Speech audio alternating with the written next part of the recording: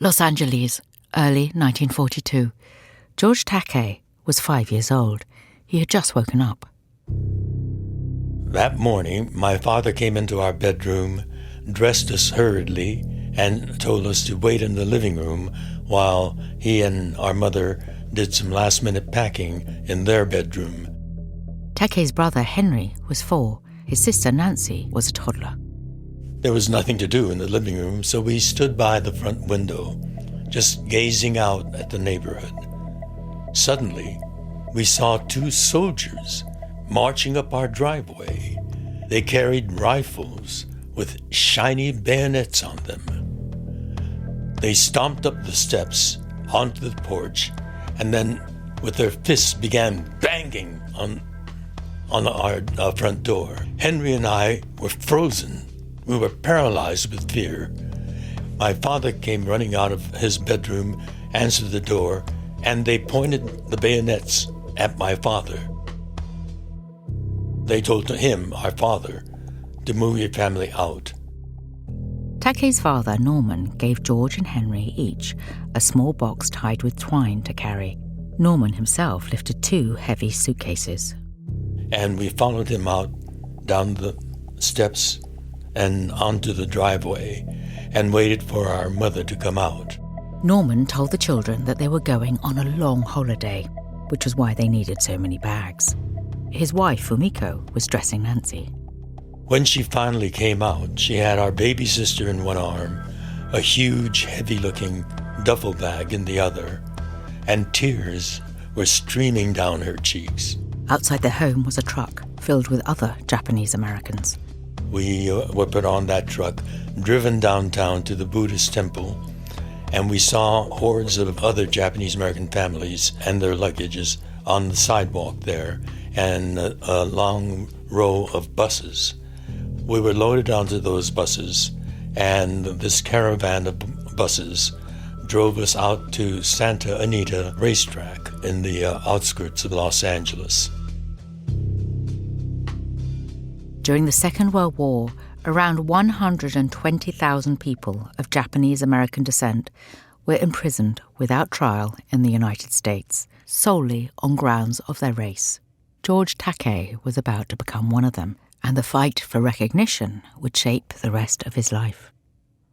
That is a morning that is seared into my memory. I will never, never be able to forget the terror of that morning.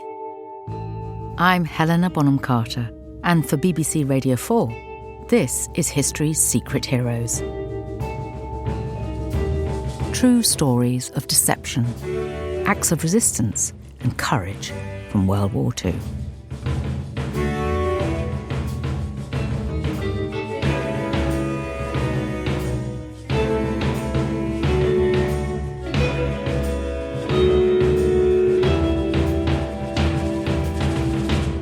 George Takei and the American internment camps.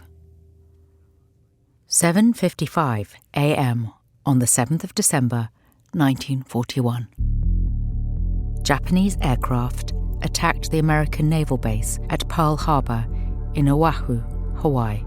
The United States had not then joined the Second World War, but with a direct attack on its own soil by an Axis power, it could no longer stand back. The United States was not prepared for it. Over 2,400 people were killed. Aircrafts were destroyed. Ships were sunk, 8 of them major battleships. Though the nation was caught off guard, the Justice Department and the FBI were ready to act inside its borders. That same day, my father's family were getting ready to work in the fields in their Orange County vegetable farm. This is Susan Carme. She is lecturer in history at the University of Southern California and the author of When Can We Go Back to America? My father had told me that around noon, their landlord came out to tell them that a place called Pearl Harbour had been bombed by Japan and that they had better go inside. And that night, 2 FBI agents came to the door of my father's home. They had no search warrants. They came barging through the house. In my father's family's case, went through the house and into the backyard, and as the family folklore goes, startling two of my aunts that were taking bath in the family outdoor Japanese bathtub. Kamei's paternal grandfather, Toranosuke, had been born in Japan. So the first generation were the immigrants from Japan, known as, by the Japanese word of Issei. Their children that were American-born citizens, my parents, are known as the Nisei generation. And then their children, my generation, is known as the third generation, or Sansei generation. On the evening after the Pearl Harbour attack, Toranosuke Kamei was interrogated. At the time, he was not placed under arrest. 5 months later, though, in May 1942, his whole family was told to report immediately for official transportation.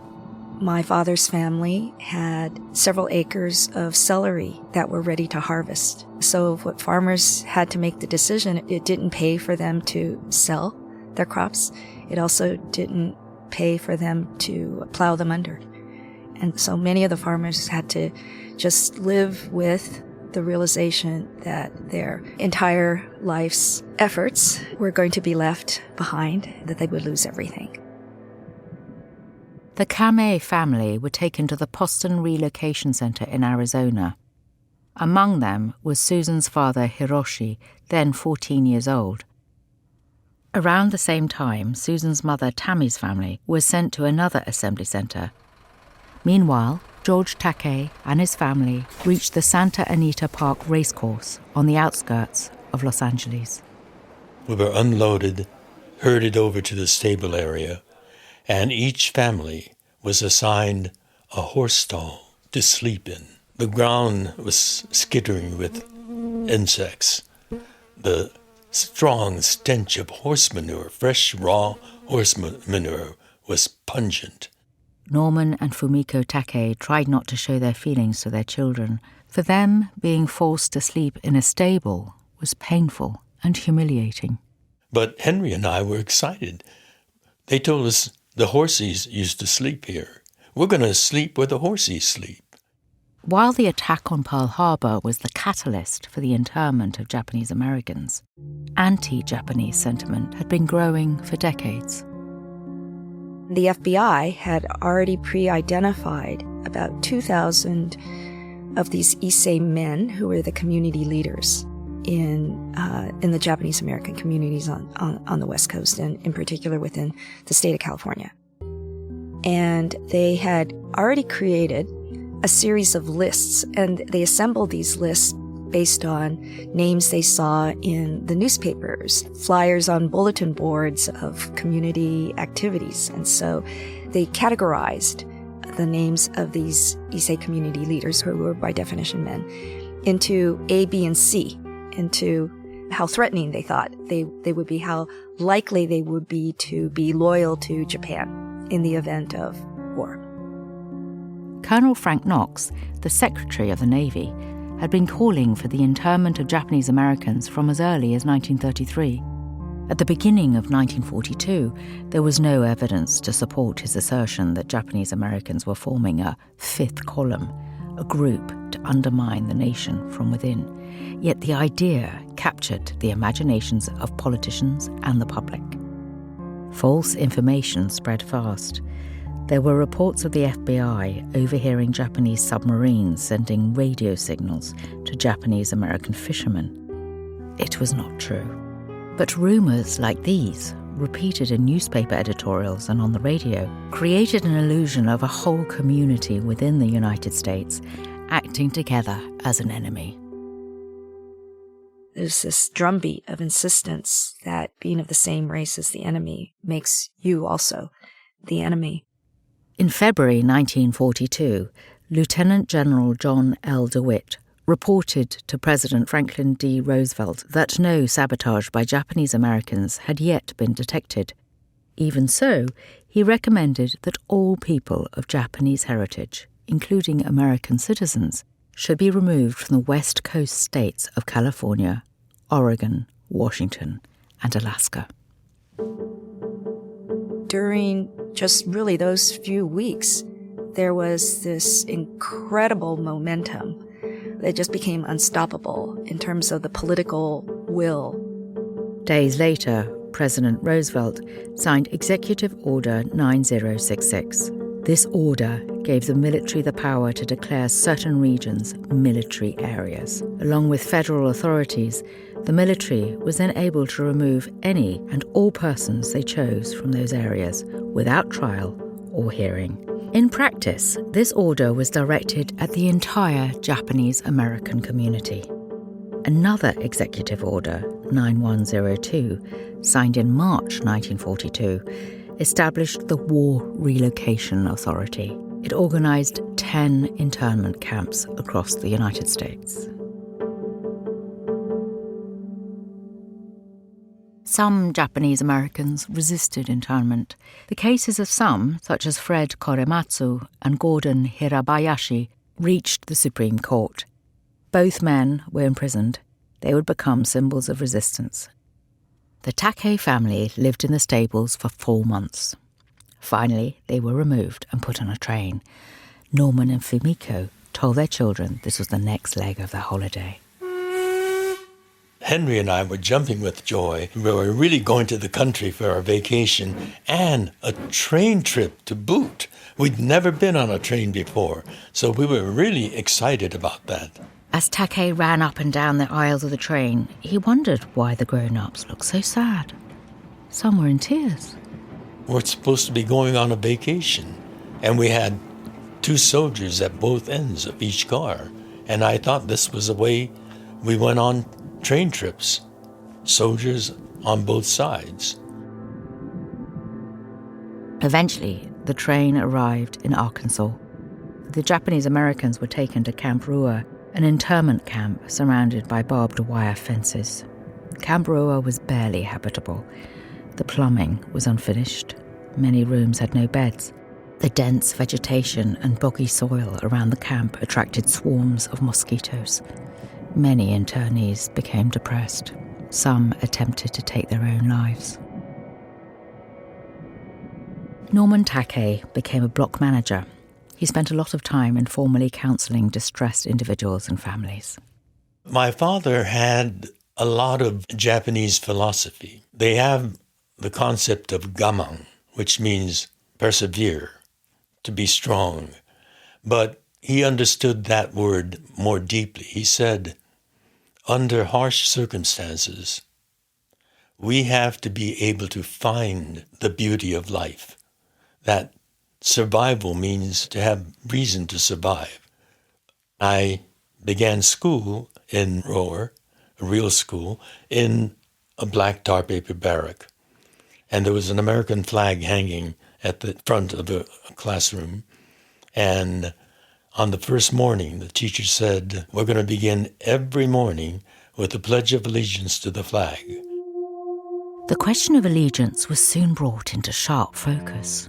Just months into the war, the United States Army faced a serious shortage of personnel. Japanese American men had been classified as enemy aliens. This made them ineligible for the draft. Now, though, they were needed, so the military had to find a solution. Their dilemma was how to justify drafting out of a barbed wire prison camp for service in the United States military. Their solution was as crazy as the internment itself. They were going to demand loyalty to the United States to justify drafting them into the military. In 1943, every adult in an internment camp was told to fill out a loyalty questionnaire. It was a series of questions, about 35 to 40 questions. But embedded in the questionnaire were 2 key questions. Question 27 asked if Nisei men were willing to serve on combat duty wherever ordered. Women were asked if they'd be willing to serve in the Women's Army Corps. That question for my parents was demanding that they leave their very young children in imprisonment and bear arms to defend the country that's holding their children in imprisonment. How to answer that? It was a preposterous demand. Question 28 asked, "Will you swear unqualified allegiance to the United States of America and faithfully defend the United States from any and all attacks by foreign or domestic forces, and forswear any form of allegiance to the Japanese emperor?" We're Americans, but the word forswear assumes that we have an inborn racial loyalty to the emperor. And if you never even thought of a loyalty to the emperor, the only answer you can give to that was no. But that no carried over to the first part of the very same sentence. Will you swear your loyalty to the United States?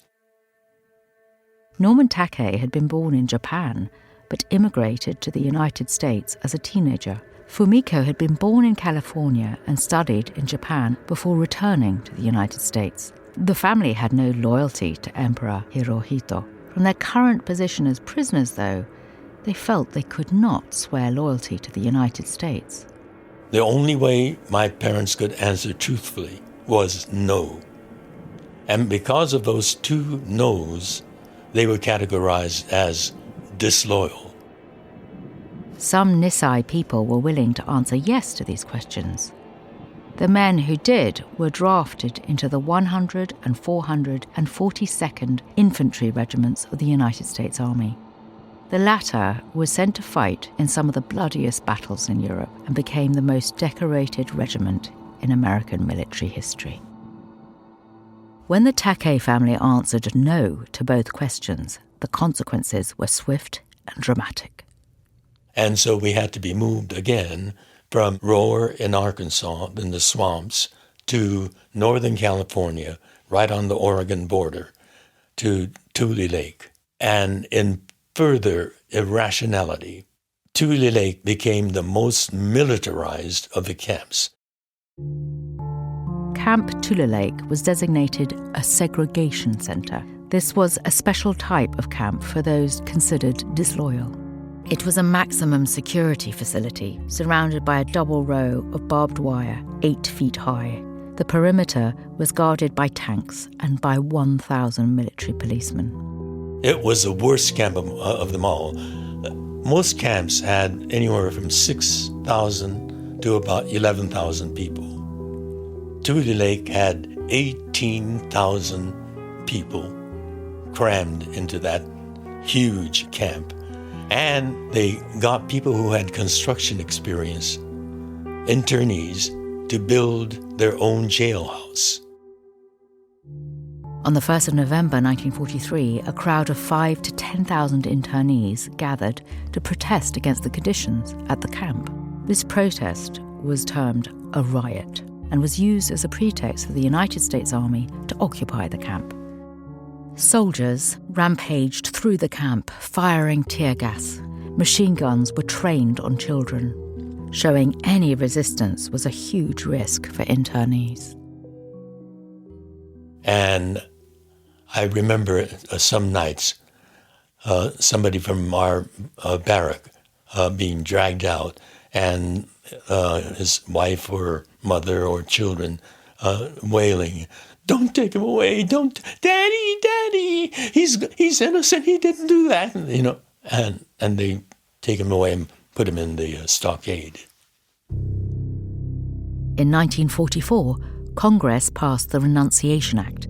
The aim of the act was to encourage Japanese Americans to give up their American citizenship so they could be deported to Japan.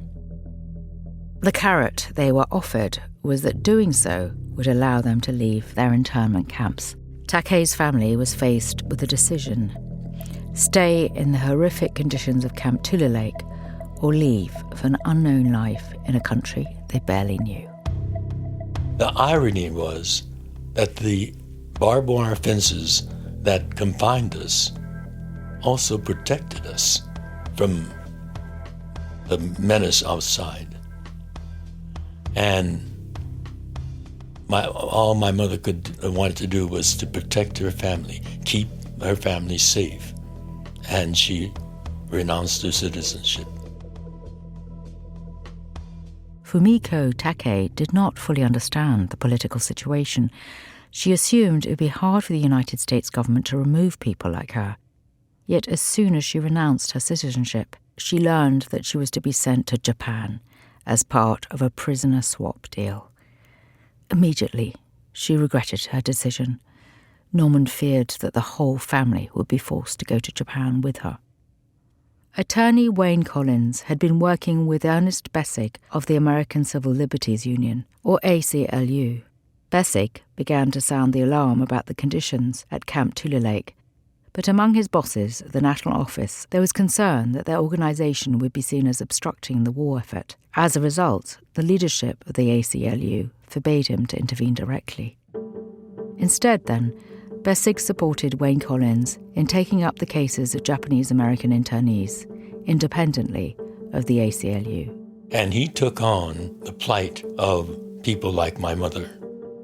Many Japanese Americans who had renounced their citizenship argued that they had done so under pressure and intimidation. Collins won the right for Fumiko Takei and nearly 1,000 other people in her position to receive mitigation hearings, reassessing their citizenship decisions. Days before Fumiko was due to board the ship, her deportation was cancelled. I owe who I am today to Wayne Collins. Had he not acted, I would have been on that ship. At the end of 1944, 3 years after the attack on Pearl Harbour, the Western Defence Command announced that mass exclusion orders on the West Coast would be lifted. Mitsuye Endo, who had been a typist for the California Department of Motor Vehicles before the war, was incarcerated in Camp Tule Lake. She brought a case against the United States challenging the constitutionality of detention based solely upon race without any proof of disloyalty. In December 1944, the Supreme Court ruled that Endo should be freed. This set the precedent for the camps to be emptied and closed, but the process would be slow. In September 1945, Japan surrendered. Victory in Japan Day, VJ Day, marked the end of the Second World War. Yet thousands of internees would remain in Camp Tule Lake until 1946. Once Fumiko Takei had resolved her citizenship case, the Takei family was released. On that last night, the command sent a car to pick us up because we were the only family leaving that night. Before they left, George slipped out to take one last look at the mess hall where they had gathered every day. By now, he was 9 years old. To see that place that was so full of life and smells, good and bad, it felt so empty. And this was where I spent 3 years of my life.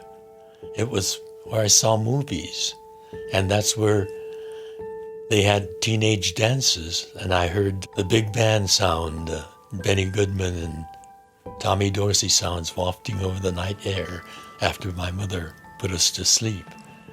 And then I heard the crunch of the car, and they had come to pick us up. And so I went back up and helped Mama bring our luggage, and we drove to the train station. The Takeis returned to Los Angeles, where they lived in poverty on Skid Row. Later, George went to college to study architecture, but he developed a love of acting.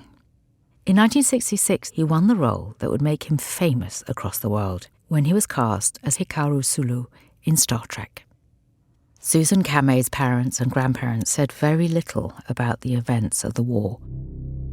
In the 1960s and 70s, the civil rights movement and the Watergate scandal prompted many Americans to question their own government's decisions.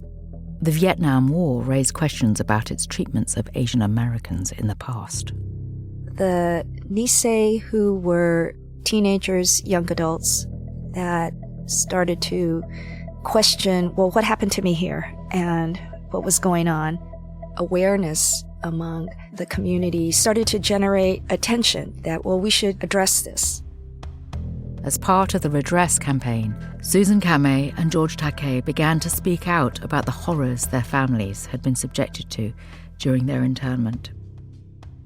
Congress formed a commission in 1980. The bill was signed by President Jimmy Carter, and they held hearings in 1981.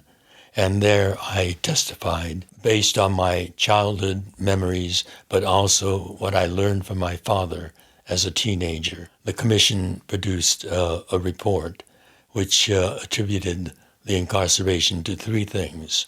1, war hysteria. 2, race prejudice. And 3, failure of political leadership. And that report went to the White House. President Ronald Reagan read it. Their recommendations became the basis for the bill that became the Civil Liberties Act of 1988 that was signed by President Reagan. He officially, on behalf of the people of the United States, apologized for that unjust incarceration and authorized a token $20,000 redress payment to those who were alive, who had survived at the time of the signing of the bill. Most of the people who suffered the most had passed by that time. My father had passed in 1979, and I had told my mother, I wish Daddy were here to see this day. And my mother said, Daddy always knew this day would come. Being at the signing ceremony on that day was truly one of the great moments of my life. To be there with my father as my guest that morning of the White House signing ceremony, I asked my father, given what he thought and experienced on the morning of December 7th, when he knew as a 14-year-old that his life and the life of the other Japanese Americans would never be the same. And I asked him if he could have ever imagined that 40 plus years later, he would be an invited guest of a subsequent president of the United States to hear an apology and to hear that those government actions were wrong. And he couldn't answer. He just looked into the distance and tears filled his eyes.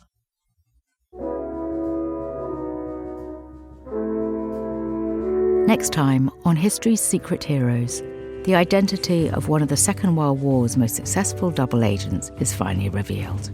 None of us could believe it. I thought, as well as my brothers, we all thought that he had died. And when he told my mother had to confirm and say, yes, actually it is your father. He's not dead. And he worked during World War II in London for the Allies. The mystery of Garbo.